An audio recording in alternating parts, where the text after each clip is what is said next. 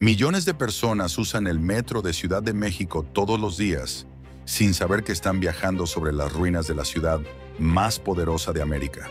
5,5 millones de usuarios diarios que bajan corriendo las escaleras, pasan su tarjeta y esperan el siguiente vagón sin imaginar que bajo sus pies yace sepultada una de las civilizaciones más extraordinarias que ha existido jamás en este planeta. Pero al final de este video te voy a revelar el descubrimiento más impactante que hicieron los trabajadores durante la construcción del metro. Un hallazgo tan increíble que cambió para siempre nuestra comprensión de la historia mexicana y que incluso hoy en día sigue dando escalofríos a los arqueólogos más experimentados del mundo. Imagínate por un momento que pudieras viajar en el tiempo, que pudieras regresar exactamente 500 años atrás, al año 1521, y caminar por donde hoy millones de chilangos corren para alcanzar el último vagón del metro. Lo que verías te dejaría completamente sin aliento. En lugar de concreto y asfalto, verías canales navegables cristalinos por donde se desplazaban elegantemente las canoas de la gran Tenochtitlan. En lugar de vendedores ambulantes gritando ¡Tortas! ¡Tortas!, escucharías el eco de tambores ceremoniales resonando desde las pirámides más altas. La estación Zócalo que conoces hoy literalmente se construyó sobre el corazón ceremonial del Imperio Azteca, más poderoso de toda América, el lugar donde se tomaban las decisiones que afectaban a millones de personas, desde el Océano Pacífico hasta el Golfo de México. Si esta historia te está volando la mente, y créeme que apenas estamos empezando, dale like a este video ahora mismo, suscríbete al canal y activa esa campanita de notificaciones porque vamos a estar subiendo contenido como este todas las semanas. Y por favor, compártelo con esa persona que crees que no lo va a creer, con tu amigo que siempre dice que México no tiene historia, con tu prima que vive en el extranjero y que probablemente no tiene idea de la riqueza histórica que tenemos aquí. Porque lo que estás a punto de descubrir va a cambiar completamente la forma en que ves no solo la Ciudad de México, sino toda la historia de América Latina.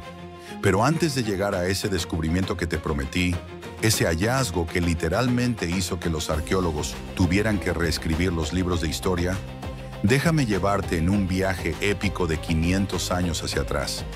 Necesitas entender primero la magnitud de lo que existía aquí antes, para poder apreciar la dimensión del secreto que el metro guarda en sus entrañas.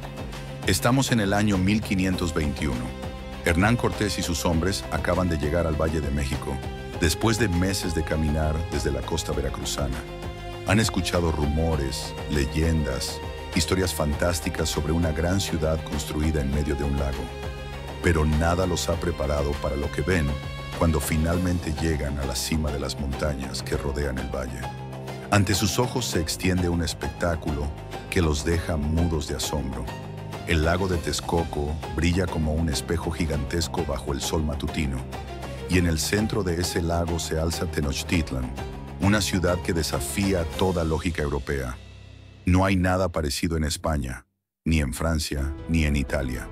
Es como si hubieran descubierto una civilización de otro planeta.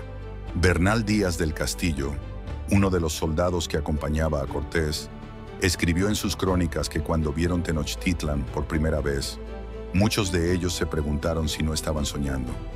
La ciudad parecía flotar sobre las aguas como una visión mágica. Las pirámides se alzaban hacia el cielo como montañas artificiales cubiertas de piedra blanca que brillaba al sol. Los jardines colgantes agregaban pinceladas de verde intenso. Los canales se extendían en todas direcciones como una telaraña acuática perfectamente ordenada. Pero Tenochtitlan no era solo hermosa, era colosal. Con aproximadamente 200,000 habitantes, era más grande que cualquier ciudad europea de la época. Londres tenía apenas 50,000 habitantes. París no llegaba a los 100,000. Tenochtitlan era 3 veces más grande que cualquier ciudad que los españoles hubieran visto jamás. Y aquí viene algo que muy poca gente sabe. Los aztecas no habían elegido construir su ciudad en el lago por casualidad o por capricho. Había una razón profundamente estratégica y tecnológica detrás de esa decisión que demuestra un nivel de planificación urbana que no se volvería a ver en América hasta el siglo XX. El lago de Texcoco era en realidad un sistema de 5 lagos interconectados que funcionaba como una gigantesca red de transporte natural. Era como tener una autopista acuática que conectaba todo el valle. Los aztecas habían comprendido algo que los planificadores modernos tardaron siglos en redescubrir: que el transporte por agua es infinitamente más eficiente que el transporte terrestre para mover grandes cantidades de mercancías y personas. Imagínate el nivel de sofisticación logística que esto implicaba. Todos los días llegaban a Tenochtitlan miles de canoas cargadas con productos de todo el imperio: maíz de los valles fértiles del sur, cacao de las tierras tropicales de Tabasco, obsidiana de los volcanes del centro, plumas de quetzal de las selvas de Guatemala, jade de Oaxaca, algodón de la costa, pescado de ambos océanos. Era como tener un Amazon Logistics de la época prehispánica, pero impulsado por remos en lugar de camiones. El canal más importante de todos, el que literalmente definía el corazón económico del imperio, era el que conectaba Tenochtitlan con Tlatelolco y que continuaba hacia tierra firme por el noreste. Este canal era tan ancho que podían pasar 5 canoas grandes al mismo tiempo sin estorbarse. Por ahí pasaban las embarcaciones más importantes, las canoas ceremoniales del emperador, los tributos que llegaban de las provincias más lejanas, los guerreros que regresaban victoriosos de las campañas militares. Pero los canales no eran solo vías de transporte, eran también sistema de irrigación, sistema de drenaje, sistema de defensa militar y hasta sistema de comunicaciones. Los aztecas habían desarrollado un código de señales que permitía enviar mensajes de un extremo de la ciudad al otro usando banderas y espejos de obsidiana, colocados estratégicamente a lo largo de los canales. Y aquí viene una parte que te va a volar la mente. Los aztecas habían resuelto uno de los problemas más complicados de la ingeniería hidráulica: cómo controlar el nivel del agua en un sistema lacustre tan complejo. Habían construido un sistema de diques, compuertas y canales artificiales que les permitía manejar tanto las épocas de sequía como las temporadas de lluvia intensa. Cuando había mucha lluvia y el nivel del lago subía peligrosamente, abrían ciertas compuertas para derivar el exceso de agua hacia otras áreas. Cuando había sequía y el nivel bajaba, cerraban los diques para conservar el agua necesaria para la navegación y el consumo urbano. Era un sistema de gestión de recursos hídricos que no se volvería a ver en el Valle de México hasta la construcción del drenaje profundo en el siglo XX. Los barrios de Tenochtitlan estaban organizados siguiendo la lógica de los canales. Cada calpulli, que era como un barrio o distrito, tenía su propio canal principal que lo conectaba con el centro ceremonial y con los otros barrios. Era como si cada zona de la ciudad fuera una isla conectada por puentes y canales con todas las demás. El centro ceremonial, donde hoy está el Zócalo, era el punto donde convergían los 4 canales principales que dividían la ciudad en 4 secciones, siguiendo los 4 puntos cardinales. No era casualidad. Para los aztecas, su ciudad era un microcosmos del universo entero. Cada canal, cada plaza, cada templo tenía una ubicación precisa que correspondía a su cosmología. Ahora, para que entiendas la magnitud de la tragedia que se avecina en esta historia, déjame explicarte algo más sobre la vida cotidiana en esos canales. Imagínate despertar en Tenochtitlan un día cualquiera del año 1520. Desde tu casa, construida sobre pilotes en una de las islas artificiales llamadas Chinampas, puedes escuchar el suave chapoteo de las canoas que ya empiezan a circular por el canal principal. Es todavía muy temprano, pero la ciudad ya está despertando. Sales de tu casa y te subes a tu canoa familiar. Es una embarcación elegante, tallada en un solo tronco de ahuehuete, decorada con motivos geométricos que indican a qué calpulli perteneces. Comienzas a remar hacia el centro de la ciudad para ir al gran mercado de Tlatelolco. Mientras navegas, te cruzas con decenas de otras canoas. Algunas llevan flores frescas cortadas en los jardines flotantes. Otras transportan cerámica recién salida de los hornos. Aquella de allá lleva pescado fresco del lago de Xochimilco. La de más allá transporta a una familia completa, vestida para alguna ceremonia religiosa. Los canales están vivos, pulsando con la actividad de una metrópoli en su apogeo. En los puentes que conectan las diferentes islas, ves a los peatones caminando de un lado a otro. En las orillas, los niños juegan mientras sus madres lavan ropa en el agua cristalina del lago. Llegas al gran mercado de Tlatelolco y lo que ves te deja sin aliento. Es una explanada inmensa donde se han reunido más de 60,000 personas venidas de todos los rincones del imperio para comprar y vender. Hay productos que vienen de lugares que están a más de 1,000 kilómetros de distancia. El chocolate que llegó desde el Soconusco, las plumas de guacamaya que trajeron desde la selva lacandona, la sal que cargaron desde las costas del Pacífico. Los españoles que tuvieron la oportunidad de ver este mercado antes de destruirlo, escribieron que era más grande y más variado que cualquier mercado europeo. Hernán Cortés le escribió al rey Carlos V que el mercado de Tlatelolco era más impresionante que los de Salamanca, Toledo o Sevilla juntos. Pero toda esta magnificencia estaba a punto de desaparecer para siempre. El 13 de agosto de 1521, después de un sitio que duró varios meses, Tenochtitlan cayó finalmente en manos de los conquistadores españoles. Cuauhtémoc, el último emperador azteca, fue capturado mientras intentaba escapar por uno de los canales que había sido el orgullo de su pueblo. Y aquí viene la parte más trágica de toda esta historia. Los españoles no se conformaron con conquistar Tenochtitlan. Querían borrarla completamente de la faz de la tierra. Querían que no quedara ni el más mínimo rastro de la grandeza azteca para que las futuras generaciones nunca pudieran cuestionar la superioridad de la civilización europea. Hernán Cortés tomó una decisión que cambiaría para siempre la geografía del Valle de México. Ordenó la destrucción sistemática de todos los edificios aztecas y el relleno completo del sistema lacustre. Querían secar los lagos y convertir la región en una ciudad terrestre al estilo europeo. Durante los siguientes 300 años, los españoles y después los mexicanos independientes trabajaron incansablemente para borrar todo rastro del pasado prehispánico. Trajeron millones de toneladas de tierra, piedra y escombros para rellenar los lagos. Desviaron ríos.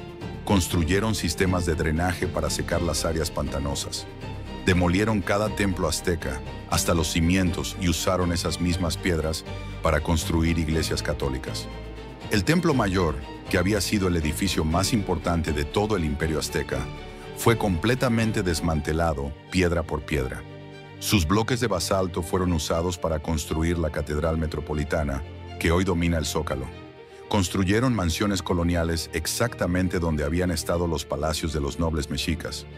Trazaron calles rectas siguiendo el patrón español, ignorando completamente la lógica hidráulica que había guiado el diseño original de la ciudad. Pero aquí viene algo fascinante que los españoles no habían previsto. Aunque rellenaron los lagos y destruyeron los edificios, no pudieron borrar completamente la memoria geológica de la ciudad azteca. Los antiguos canales dejaron su huella para siempre en el subsuelo. ¿Te has preguntado alguna vez por qué ciertas calles del centro histórico de la Ciudad de México son más anchas que otras? ¿Por qué algunas zonas son más propensas a hundimientos? ¿Por qué en ciertos lugares el suelo es más blando y en otros más firme? La respuesta está en los canales aztecas. Las zonas por donde habían pasado los canales principales mantuvieron una composición del suelo diferente. Eran áreas con mayor contenido de limo y sedimentos lacustres. Tenían diferente nivel de humedad, diferente capacidad de carga, diferente comportamiento sísmico. Era como si Tenochtitlan hubiera dejado un plano invisible grabado en la tierra, una huella dactilar geológica que permanecería ahí durante siglos, esperando a ser redescubierta por alguna generación futura que tuviera la tecnología y la sensibilidad para leerla. Y esa generación llegó en 1967. México estaba viviendo uno de los momentos más emocionantes de su historia moderna. El país se preparaba para ser sede de los Juegos Olímpicos de 1968, los primeros que se celebrarían en un país latinoamericano.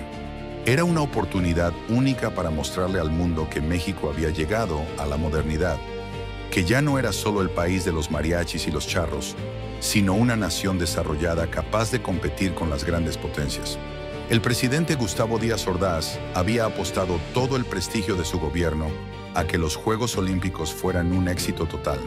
Se invirtieron cantidades enormes de dinero en infraestructura. Se construyeron estadios nuevos. Se modernizaron las comunicaciones, se embellecieron las avenidas principales. Pero había un problema logístico gigantesco.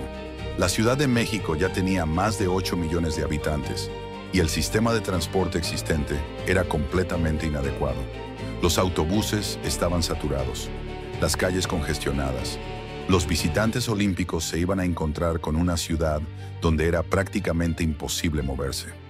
Nace entonces la idea del sistema de transporte colectivo metro, un sistema subterráneo moderno, rápido, eficiente, que conectaría toda la ciudad y que sería el orgullo del México moderno.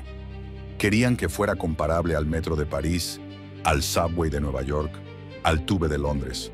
Los mejores ingenieros del país se pusieron a trabajar en el diseño. Estudiaron los patrones de movimiento de la población. Analizaron las zonas de mayor densidad habitacional y laboral. Calcularon los flujos de pasajeros en diferentes horarios. Diseñaron un sistema que moviera al mayor número de personas en el menor tiempo posible. La primera línea que decidieron construir conectaría el poniente con el oriente de la ciudad, desde Observatorio hasta Pantitlán, pasando por el centro histórico. Era la ruta que tendría mayor demanda de pasajeros y la que resolvería los problemas de tráfico más urgentes. Los ingenieros eligieron esta ruta porque desde el punto de vista técnico parecía la más lógica. El terreno ofrecía menor resistencia para la excavación en esa dirección. Los estudios geológicos indicaban que sería más fácil y más barato construir los túneles siguiendo esa línea. Lo que no sabían es que estaban a punto de hacer el redescubrimiento arqueológico más importante del siglo XX en América Latina. El 18 de junio de 1967 se inició oficialmente la construcción del metro, con una ceremonia donde el presidente Díaz Ordaz dio el primer palazo simbólico.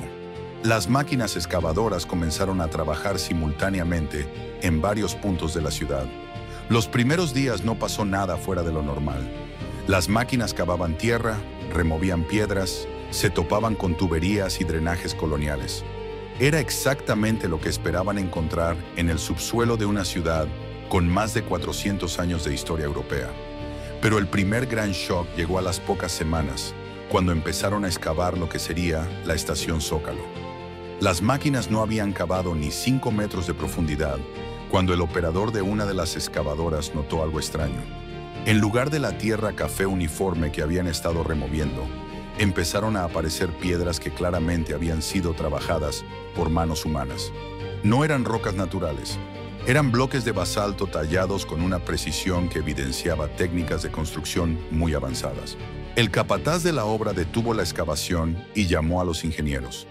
Cuando llegaron al sitio y vieron las piedras, inmediatamente se dieron cuenta de que estaban ante algo que iba mucho más allá de restos coloniales o republicanos. La técnica de tallado, el tipo de piedra, la manera en que estaban ensamblados los bloques, todo indicaba que eran mucho más antiguos. Se llamó inmediatamente al Instituto Nacional de Antropología e Historia. Los primeros arqueólogos que llegaron al sitio casi no podían creer lo que veían. No eran solo piedras sueltas o fragmentos aislados. Estaban desenterrando los cimientos del Templo Mayor de Tenochtitlan, el edificio más importante de todo el Imperio Azteca. Eduardo Matos Moctezuma, quien se convertiría en el arqueólogo más famoso de México, describió años después que cuando vio por primera vez esas piedras emergiendo del suelo, sintió que estaba presenciando la resurrección de una civilización que había estado sepultada durante más de 400 años. Cada palada de tierra que removían revelaba más tesoros. Aparecieron esculturas de serpientes emplumadas, talladas con un realismo impresionante, bajorrelieves que representaban dioses aztecas con todos sus atributos simbólicos. Ofrendas ceremoniales que incluían jade, obsidiana, conchas marinas y objetos de oro que habían escapado milagrosamente a la codicia de los conquistadores. Encontraron braseros donde se habían quemado copal e incienso durante las ceremonias religiosas más importantes del imperio. Descubrieron altares donde se habían realizado sacrificios humanos que los aztecas consideraban necesarios para mantener el equilibrio del universo. Aparecieron cuchillos de obsidiana todavía afilados después de 500 años bajo tierra. Pero lo más impresionante de todo eran las dimensiones de lo que estaban descubriendo.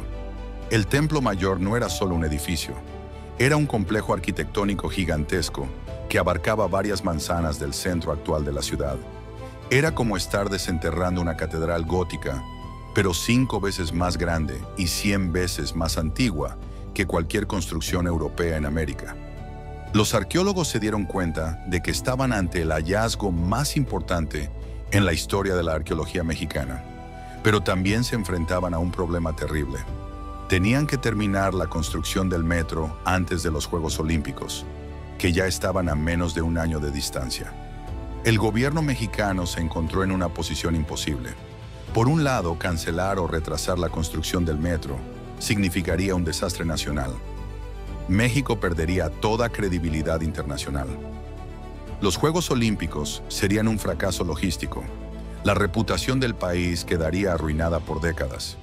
Por el otro lado, destruir esos hallazgos arqueológicos para continuar con la construcción sería como quemar la biblioteca de Alejandría. Estarían borrando para siempre evidencias únicas sobre la civilización que había creado una de las ciudades más grandes del mundo en la época prehispánica. Después de semanas de reuniones desesperadas entre ingenieros, arqueólogos, funcionarios del gobierno y expertos internacionales, llegaron a una solución de compromiso que todavía hoy parece milagrosa. Decidieron modificar el diseño de la estación Zócalo para incorporar los hallazgos arqueológicos como parte permanente de la infraestructura del metro. En lugar de destruir las ruinas o cambiar completamente la ubicación de la estación, construirían alrededor de ellas. Fue una decisión revolucionaria que no tenía precedentes en ningún lugar del mundo. Nunca antes se había intentado combinar infraestructura de transporte moderno con preservación arqueológica a esa escala. Los ingenieros tuvieron que rediseñar completamente los planos. Los arqueólogos trabajaron día y noche para documentar cada piedra, cada fragmento, cada ofrenda antes de que fueran removidos o cubiertos. Se creó un sistema de numeración y catalogación que permitiera reconstruir digitalmente toda la información sobre el Templo Mayor. Y mientras todo esto pasaba en el Zócalo, las excavaciones continuaban en otros puntos de la ciudad, y en cada lugar donde cavaban, la tierra devolvía más sorpresas. En la estación Allende aparecieron restos de canales prehispánicos perfectamente conservados. Los arqueólogos pudieron ver las piedras originales que habían servido como bordos, los sistemas de compuertas que regulaban el flujo del agua, incluso los restos de canoas que se habían hundido en el lodo durante los últimos días del sitio de Tenochtitlan. En Valderas encontraron restos de un acueducto azteca que había llevado agua dulce desde los manantiales de Chapultepec hasta el centro de la ciudad. Era una obra de ingeniería hidráulica tan sofisticada que los ingenieros modernos tuvieron que estudiarla cuidadosamente para entender cómo funcionaba. En Isabel la Católica descubrieron los cimientos de lo que había sido una escuela para nobles aztecas, un Calmecac donde se educaba a los futuros sacerdotes y administradores del imperio. Encontraron códices carbonizados, instrumentos musicales, objetos ceremoniales que habían sido la base de un sistema educativo que rivalizaba con las mejores universidades europeas de la época. Pero el descubrimiento más impactante de todos aún estaba por venir. En 1969, mientras excavaban lo que sería la estación Pino Suárez, los trabajadores se toparon con algo que nadie había anticipado. No eran fragmentos dispersos ni ruinas parcialmente destruidas. Era un templo azteca completo, perfectamente conservado, que había permanecido intacto bajo el suelo de la ciudad durante 500 años, como si hubiera estado esperando este momento para ser redescubierto. Era un templo circular dedicado a Eecatl, el dios del viento, una de las deidades más importantes del panteón azteca. Su arquitectura era extraordinaria. Muros curvos construidos con una precisión matemática que demostraba un conocimiento geométrico avanzado. Las piedras estaban ensambladas sin ningún tipo de mortero, pero con tal perfección que no se podía introducir ni siquiera una hoja de papel entre las juntas. Los arqueólogos calcularon que había sido construido aproximadamente en el año 1450, casi un siglo antes de la llegada de los españoles. Habían trabajado en él varias generaciones de artesanos aztecas, cada una agregando detalles y perfeccionamientos que lo convertían en una obra maestra del arte prehispánico. Las paredes estaban decoradas con bajorrelieves que representaban los 4 vientos sagrados y su influencia en el ciclo agrícola. En el centro había un altar donde se habían realizado ceremonias para pedir lluvia durante las épocas de sequía. Alrededor del altar encontraron ofrendas que incluían caracolas marinas, plumas de quetzal, jade tallado y pequeñas esculturas de oro que representaban nubes y relámpagos. Pero lo más extraordinario de todo era el estado de conservación. Los colores de los murales seguían siendo vibrantes. Las esculturas mantenían todos sus detalles. Era como si el templo hubiera sido sellado herméticamente el día de la conquista y hubiera permanecido en animación suspendida durante 5 siglos. Cuando la noticia del descubrimiento se filtró a la prensa internacional, arqueólogos de todo el mundo quisieron venir a México para ver el templo. Era comparable a encontrar una tumba egipcia intacta o descubrir Pompeya. Era uno de esos hallazgos que ocurren tal vez una vez por siglo. Otra vez el gobierno mexicano se enfrentó al mismo dilema que en el Zócalo, pero esta vez la presión era aún mayor. Los Juegos Olímpicos estaban a solo unos meses de distancia. Cualquier retraso en la construcción del metro sería catastrófico. Pero esta vez la solución fue aún más audaz que la anterior. Decidieron construir la estación Pino Suárez literalmente alrededor del templo azteca. No iban a moverlo ni a cubrirlo. Lo iban a convertir en parte permanente de la estación del metro. Los pasajeros podrían ver ruinas aztecas auténticas mientras esperaban el tren. Fue una operación de ingeniería y arqueología sin precedentes. Tuvieron que construir una estructura de acero y cristal que protegiera el templo de la humedad y las vibraciones del metro, pero que al mismo tiempo permitiera que fuera visible desde los andenes.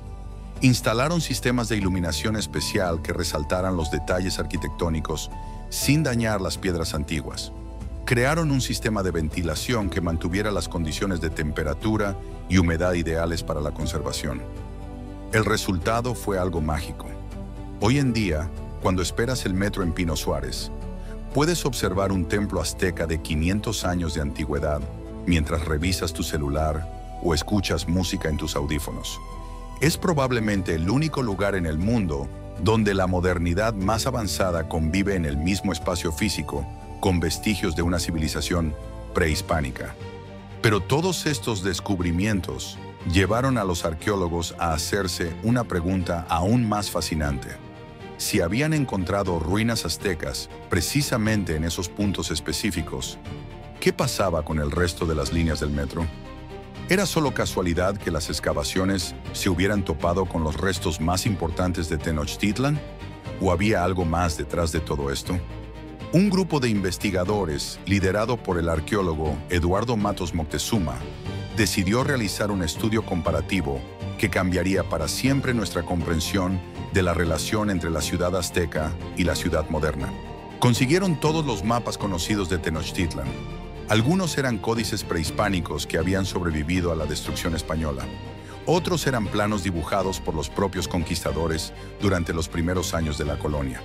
Había también mapas elaborados por historiadores del siglo XIX, basados en evidencias arqueológicas y documentos históricos. Superpusieron estos mapas históricos sobre los planos del sistema de metro que se estaba construyendo. Usaron técnicas de cartografía computarizada que apenas empezaban a desarrollarse en esa época. Calcularon las coordenadas exactas de cada estación, de cada túnel, de cada conexión. Y lo que descubrieron los dejó completamente pasmados. Las líneas del metro no habían sido diseñadas al azar. Sin que los ingenieros modernos lo supieran conscientemente, estaban siguiendo exactamente las mismas rutas que habían usado los aztecas 500 años antes para sus canales principales. La línea 1 del metro, la primera que se había construido y que va de Observatorio a Pantitlán, seguía casi perfectamente la ruta del canal principal que conectaba Tenochtitlan con la orilla oriental del lago de Texcoco. La correlación era tan exacta que en algunos tramos la diferencia era de apenas unos metros. La línea 2, que conecta Tasqueña con 4 caminos, replicaba el trazado del canal que unía Tenochtitlan con Tlatelolco y que continuaba hacia el norte siguiendo los cauces naturales que drenaban hacia el lago de Zumpango. La línea 3 seguía la ruta del canal ceremonial que conectaba el Templo Mayor con los santuarios de Xochimilco al sur de la ciudad. Era como si un arquitecto invisible hubiera diseñado ambos sistemas de transporte siguiendo la misma lógica fundamental. ¿Cómo era esto posible? ¿Cómo podían ingenieros del siglo XX haber reproducido exactamente las rutas de navegación aztecas sin tener la menor idea de que estaban haciéndolo? La respuesta estaba en algo que los geólogos llaman la memoria del terreno. Aunque los españoles habían rellenado los lagos y habían construido una ciudad completamente nueva encima de Tenochtitlan, no habían podido borrar completamente las huellas que la ciudad azteca había dejado en la geografía subterránea del valle. Las zonas por donde habían pasado los canales aztecas mantuvieron para siempre una composición del suelo diferente. Estas áreas tenían mayor contenido de sedimentos lacustres, mayor nivel de humedad, diferente capacidad de carga, diferente comportamiento sísmico. Cuando los ingenieros modernos realizaron los estudios geológicos para diseñar las rutas del metro, naturalmente eligieron los caminos que ofrecían menor resistencia para la excavación. Buscaron las áreas donde el suelo fuera más blando, donde hubiera menos roca dura, donde los túneles se pudieran construir más rápido y más barato. Sin saberlo, estaban eligiendo exactamente los mismos caminos que los aztecas habían usado para sus canales, porque eran los más lógicos desde el punto de vista geológico. Era como si la ciudad azteca hubiera dejado un ADN geográfico grabado en la tierra, una huella dactilar que permanecería ahí durante siglos, esperando a ser leída por alguna tecnología futura. Los aztecas, 500 años antes, habían hecho exactamente lo mismo que los ingenieros modernos. Habían estudiado cuidadosamente la topografía del valle, habían identificado las rutas más eficientes para el transporte, habían seguido los cauces naturales que ofrecían menor resistencia al flujo del agua. Lo que parecía una coincidencia increíble era en realidad la prueba de que tanto los aztecas como los ingenieros modernos habían aplicado los mismos principios fundamentales de planificación urbana. Ambos habían entendido que una ciudad eficiente debe seguir la lógica natural del terreno en lugar de imponerse arbitrariamente sobre él. Era una lección de humildad extraordinaria. Los ingenieros mexicanos del siglo XX, armados con la tecnología más avanzada de su época, con computadoras, con estudios geológicos sofisticados, con décadas de experiencia en construcción de infraestructura, habían llegado exactamente a las mismas conclusiones que los planificadores aztecas, que trabajaban únicamente con sus conocimientos empíricos, su observación cuidadosa de la naturaleza y su comprensión intuitiva de la hidráulica. Pero el impacto de estos descubrimientos fue mucho más allá de lo puramente técnico o arqueológico. Lo que estaba sucediendo en las profundidades de la Ciudad de México cambió por completo la forma en que los mexicanos veían su propia historia, su propia identidad y su propia ciudad. Hasta ese momento, para la mayoría de los chilangos, la época prehispánica se sentía como algo lejano, casi mítico, que había existido en un pasado remoto y desconectado del presente. Los aztecas eran personajes de los libros de historia, estatuas en los museos, nombres en las calles, pero no parte de la realidad cotidiana de la gente. La historia oficial que se enseñaba en las escuelas creaba una sensación de discontinuidad entre el México prehispánico y el México moderno. Se hablaba de la conquista como si hubiera sido un corte total, un borrón y cuenta nueva que había separado para siempre el pasado indígena del presente mestizo. Pero de repente, millones de personas se dieron cuenta de que esa separación era una ilusión. Cada vez que tomaban el metro para ir al trabajo, estaban caminando literalmente sobre las huellas de Moctezuma. Cada vez que viajaban de Observatorio a Pantitlán, estaban siguiendo exactamente la misma ruta que habían usado las canoas imperiales aztecas para transportar tributos desde las provincias lejanas. La ciudad en la que vivían no había nacido en 1521 con la conquista española. Era la continuación natural, orgánica, inevitable de una metrópoli que había sido grande y poderosa mucho antes de que existieran París, o Londres, o Nueva York. Esta revelación tuvo un impacto psicológico profundo en la identidad mexicana. Durante siglos, los mexicanos habían crecido con un complejo de inferioridad cultural.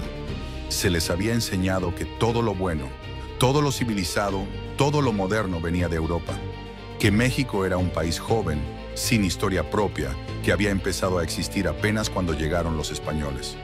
Pero los descubrimientos del metro demostraban exactamente lo contrario. Probaban que México tenía una tradición de planificación urbana sofisticada que era anterior a la mayoría de las ciudades europeas, que los antepasados de los mexicanos habían sido capaces de crear una metrópoli más grande y más avanzada que cualquier ciudad del viejo continente. El metro se convirtió entonces en algo mucho más que un sistema de transporte. Se volvió un símbolo de continuidad histórica, un recordatorio diario de que la grandeza de México no había empezado con la llegada de los europeos, sino que tenía raíces que se hundían profundamente en el pasado prehispánico. Y esta nueva conciencia histórica se reflejó inmediatamente en los nombres que se eligieron para las estaciones del metro. Los planificadores originales habían pensado usar nombres neutrales, técnicos, como Estación Central o Terminal Norte. Pero después de los descubrimientos arqueológicos, se decidió que el metro debía ser también un homenaje a la historia completa de México. Junto a nombres españoles como Isabel la Católica o Juárez, aparecieron nombres aztecas: Tlatelolco, Mixcoac, Tacubaya, Xochimilco, Coyoacán. Era como si la ciudad estuviera recuperando su memoria ancestral, como si estuviera reconciliándose finalmente con todas las capas de su historia. Cada estación se convirtió en una pequeña lección de historia mexicana. Los iconos que se diseñaron para identificar cada estación no eran solo símbolos funcionales, sino representaciones de la diversidad cultural que había confluido en la construcción de la identidad nacional. La estación Pino Suárez, donde estaba el templo de Écatl, adoptó como símbolo una serpiente emplumada que representaba al dios del viento. Tlatelolco usó la imagen de una canoa cargada de productos del gran mercado prehispánico. Zócalo adoptó el escudo nacional mexicano, pero colocado sobre la base de una pirámide azteca. Era un ejercicio de memoria colectiva extraordinario. Millones de personas que usaban el metro todos los días estaban siendo educadas sutilmente sobre la riqueza de su herencia histórica. Cada viaje se convertía en un recorrido por los diferentes momentos de la historia nacional. Pero los descubrimientos del metro siguieron apareciendo durante toda la década de los 70. En la estación Tlatelolco encontraron restos del gran mercado que había impresionado tanto a los conquistadores. Aparecieron áreas donde se habían vendido productos específicos: la zona de los orfebres, donde se trabajaba el oro y la plata; el área de los amantecas, donde se elaboraban las obras de arte plumario; la sección de los pochtecas, los comerciantes de larga distancia que traían productos exóticos desde Guatemala y Honduras. En cada una de estas áreas se encontraron herramientas especializadas, materias primas, productos semiterminados que mostraban el nivel de sofisticación técnica que habían alcanzado los artesanos aztecas. Descubrieron técnicas de trabajo del metal que eran más avanzadas que las que usaban los españoles en la misma época. Encontraron evidencias de procesos químicos para el teñido de textiles que no se conocían en Europa. En la estación San Juan de Letrán aparecieron los restos de una escuela de medicina azteca donde se habían formado los Ticitl, los médicos prehispánicos que tenían conocimientos de anatomía y farmacología que rivalizaban con los de las mejores universidades europeas. Los arqueólogos encontraron instrumentos quirúrgicos de obsidiana que eran más afilados que los bisturíes de acero que usaban los cirujanos españoles. Descubrieron códices médicos que describían tratamientos para enfermedades que los europeos no sabían ni cómo diagnosticar. Aparecieron jardines botánicos donde los aztecas cultivaban plantas medicinales traídas desde todos los rincones de Mesoamérica. Encontraron evidencias de que los médicos aztecas realizaban operaciones de catarata, tratamientos dentales complejos y hasta cirugías de cráneo que tenían índices de supervivencia sorprendentemente altos. En la estación Valderas descubrieron restos del acueducto que había llevado agua dulce desde los manantiales de Chapultepec hasta el centro de Tenochtitlan. Era una obra de ingeniería hidráulica que demostraba un conocimiento avanzado de principios físicos como la presión atmosférica, el flujo laminar y el cálculo de pendientes. El acueducto tenía un sistema de filtración que purificaba el agua usando arena, carbón vegetal y minerales específicos. Tenía válvulas de control que permitían regular el flujo según la demanda. Tenía incluso un sistema de bypasses que permitía realizar mantenimiento sin cortar completamente el suministro de agua a la ciudad. Los ingenieros modernos que estudiaron los restos del acueducto quedaron impresionados por la elegancia de las soluciones técnicas que habían encontrado los aztecas. Muchos de los principios que habían aplicado seguían siendo válidos y se incorporaron al diseño de los sistemas de agua potable del México moderno. En casi cada estación que excavaban, la tierra devolvía nuevos fragmentos de la grandeza perdida de Tenochtitlan. Era como si la ciudad azteca se hubiera desintegrado en millones de piezas durante la conquista, y ahora, 500 años después, esas piezas estuvieran emergiendo una por una para reconstituir lentamente el rompecabezas de una civilización extraordinaria. Durante toda la construcción del metro, los arqueólogos trabajaron lado a lado con los ingenieros. Se desarrollaron técnicas nuevas de excavación que permitían avanzar con la construcción sin destruir los hallazgos arqueológicos. Se crearon protocolos de documentación que aseguraban que cada fragmento, cada ofrenda, cada estructura fuera registrada antes de ser removida. Se estableció un sistema de comunicación inmediata entre las cuadrillas de construcción y los equipos arqueológicos. Cualquier trabajador que encontrara algo que pareciera antiguo tenía la obligación de detener inmediatamente la excavación y llamar a los especialistas. Este sistema de colaboración entre arqueología e ingeniería se convirtió en un modelo que después se aplicó en proyectos de construcción en todo México. Estableció el principio de que el desarrollo urbano moderno no tenía que estar en conflicto con la preservación del patrimonio histórico, sino que ambos podían complementarse mutuamente. Pero aún faltaba el descubrimiento más impactante de todos, el hallazgo que había prometido al principio de este video y que cambió para siempre nuestra comprensión de la grandeza azteca. En 1978, durante la excavación de lo que sería una extensión de la línea que pasaba cerca del Templo Mayor, los arqueólogos no solo encontraron más ruinas del templo principal de Tenochtitlan, encontraron algo que revolucionó completamente nuestra visión de la cosmología y la arquitectura azteca. Descubrieron que el Templo Mayor no era simplemente un edificio religioso donde se realizaban ceremonias y sacrificios. Era mucho más que eso. Era un mapa tridimensional del cosmos azteca, un modelo físico a escala del universo entero según la cosmología mexica. Cada escalón del templo correspondía a uno de los 13 niveles del cielo azteca. Cada plataforma representaba una de las diferentes dimensiones de la realidad según la filosofía náhuatl. Cada orientación, cada ángulo, cada proporción había sido calculada con precisión astronómica para representar la posición de las constelaciones, el movimiento de los planetas, los ciclos de Venus y la Luna. El templo no solo señalaba los puntos cardinales, era un calendario tridimensional que marcaba los solsticios, los equinoccios, las fechas de las ceremonias más importantes del año ritual azteca. Era un observatorio astronómico que permitía a los sacerdotes predecir eclipses, calcular el tiempo de las lluvias, determinar las fechas óptimas para la siembra y la cosecha. Pero lo más increíble de todo era que al analizar la posición exacta del Templo Mayor y su relación espacial con otros edificios ceremoniales de Tenochtitlan, los arqueólogos se dieron cuenta de que toda la ciudad había sido diseñada como un mandala gigantesco, como una representación física del orden del universo. Los 4 canales principales que dividían la ciudad correspondían a los 4 rumbos del cosmos azteca. Los barrios estaban organizados siguiendo la lógica de las constelaciones. Las plazas ceremoniales estaban ubicadas en los puntos exactos que correspondían a las posiciones de ciertos astros en fechas significativas del calendario ritual. Los aztecas no habían construido simplemente una ciudad funcional donde la gente pudiera vivir, trabajar y comerciar. Habían creado una cosmópolis, una ciudad sagrada que era al mismo tiempo un templo gigantesco, un observatorio astronómico y un modelo físico del universo entero. Cada plaza, cada calle, cada edificio tenía una ubicación precisa que correspondía a su lugar en la cosmovisión azteca.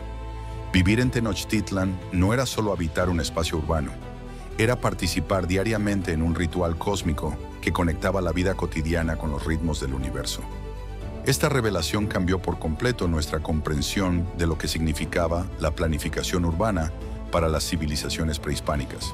No era solo una cuestión técnica de organizar el espacio para que fuera funcional.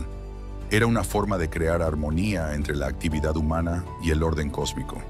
Y lo más extraordinario de todo es que nosotros, sin saberlo, seguimos transitando todos los días por esas mismas coordenadas sagradas.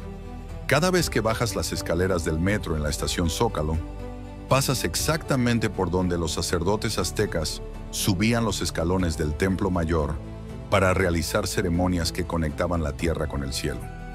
Cada vez que cambias de línea en Pino Suárez, cruzas por el punto exacto donde los antiguos mexicanos creían que se encontraban los caminos entre los diferentes niveles del cosmos.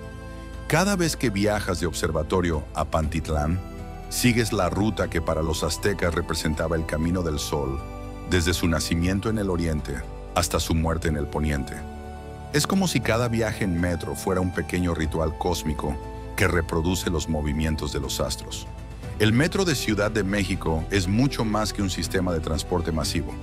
Es una máquina del tiempo que cada día transporta a millones de personas, no solo a través del espacio, sino a través de 500 años de historia. Es la prueba viviente de que el pasado nunca muere completamente, sino que permanece ahí, bajo nuestros pies, esperando a ser redescubierto. Es la demostración de que las grandes civilizaciones dejan huellas tan profundas en el territorio que habitan, que esas huellas permanecen activas durante siglos, influyendo en las decisiones de las generaciones futuras de maneras que ni siquiera podemos imaginar. Cada mañana, cuando 5,5 millones de chilangos bajan a las estaciones del metro, están participando sin saberlo en la continuación de una historia que empezó mucho antes de la llegada de los europeos a América. Están caminando por los mismos senderos que recorrieron los pochtecas que traían jade desde Guatemala, los guerreros águila que regresaban victoriosos de las campañas militares, las mujeres que llevaban flores para los templos, los niños que aprendían las historias de sus antepasados. El metro conecta el presente con el pasado de una manera tan íntima, tan cotidiana, que es fácil olvidar la magia de lo que está sucediendo. Pero ahora que conoces la historia completa, la próxima vez que viajes en el metro de Ciudad de México, recuerda que no estás solo en ese vagón. Te acompañan los fantasmas de una civilización extraordinaria que logró construir una de las ciudades más hermosas y más avanzadas del mundo en medio de un lago. Te acompañan los espíritus de los ingenieros aztecas que diseñaron un sistema de transporte acuático que funcionó perfectamente durante 200 años. Te acompañan las almas de los arquitectos que crearon una ciudad que era al mismo tiempo una obra de arte y un modelo del universo. Y recuerda también que esta es solo una de las muchísimas historias ocultas que esperan ser contadas sobre las ciudades de América Latina. Cada metrópoli de nuestro continente guarda secretos similares en sus entrañas. Cada sistema de transporte, cada centro histórico, cada barrio antiguo tiene capas de historia que conectan el presente con pasados extraordinarios que hemos olvidado. Si esta historia te voló la mente tanto como a mí cuando la descubrí por primera vez, si sientes que necesitas compartirla con todo el mundo, dale like a este video ahora mismo.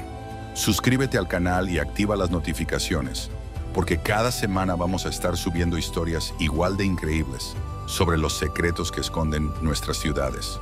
Comparte este video con esa persona que crees que va a quedar tan impactada como tú. Compártelo en tus redes sociales.